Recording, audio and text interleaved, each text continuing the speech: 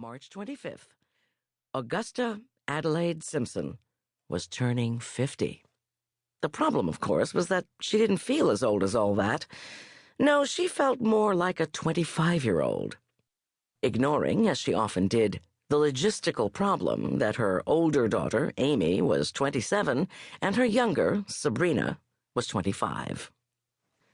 And as such, she found herself completely caught off guard, genuinely surprised to add up the years, to find that she'd arrived at the half-century mark. A half-century of Gus. "You'll want to use the best sherry you can afford when making a vinaigrette," she had said on a recent show, before realizing the sherry was almost as old as she was. "I could be bottled up and put on the shelf," she'd said, laughing. But a nagging dread had snuck up on her, and she resented it. 46, 47, 48, even 49, all those parties had been smashing. When she blew out her candles on last year's cake, a carrot ginger with cinnamon cream cheese icing, and her producer, Porter, had shouted out, "Next year's the big one," she had laughed along with the crowd. And she felt fine about it. She really, really did. No, really, she did. She hadn't scheduled a session of Botox, hadn't begun wearing scarves to hide her neck. 50, she told herself, was no big deal. Until she woke up one morning and realized she hadn't done a thing to plan. She, who never missed a chance to have a party. And that's when she realized that she didn't want to do anything about celebrating either. The problem, she reflected one morning while washing her tawny brown hair with color-enhancing shampoo, developed somewhere between working on the show schedule for the upcoming year and learning that the cooking channel was slashing the budget and ordering fewer episodes than usual. "All the cable channels are losing market share," Porter had explained. "We just have to ride it out." He'd been in the TV business a long time. Longer than Gus, and was enviably successful, a black man in the very white world of food TV.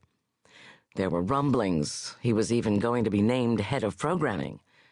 Gus's trust in Porter was absolute.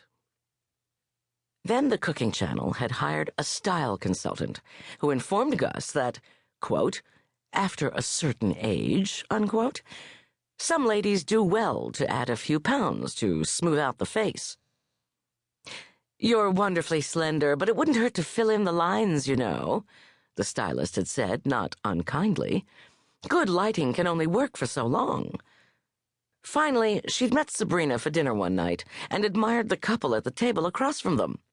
A gorgeous black-haired young woman in a bubblegum pink dress, accompanied by a frowning older woman, her butterscotch hair in a medium-length swingy bob and clad in an oatmeal linen pantsuit. Startled to realize the wall across from her was mirrored, and the grumpy-faced diner was herself. "Are you okay, Mom?" Sabrina had said, signaling the waiter for more water. "You look as though you're a little ill."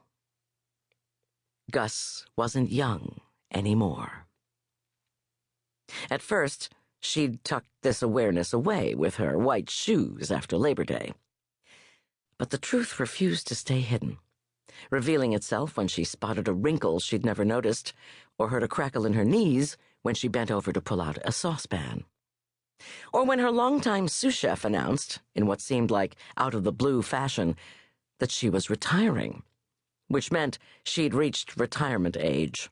Alarming when you considered that it meant 12 long years had gone by since Gus had her first cooking channel show, The Lunch Bunch, in 1994.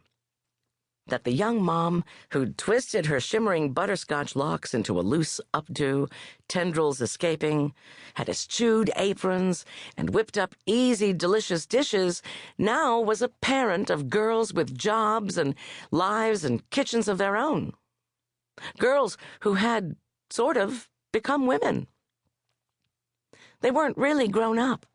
Not in the real sense. After all, she'd had 2 children by the time she was Sabrina's age, and that was in addition to a husband and a year of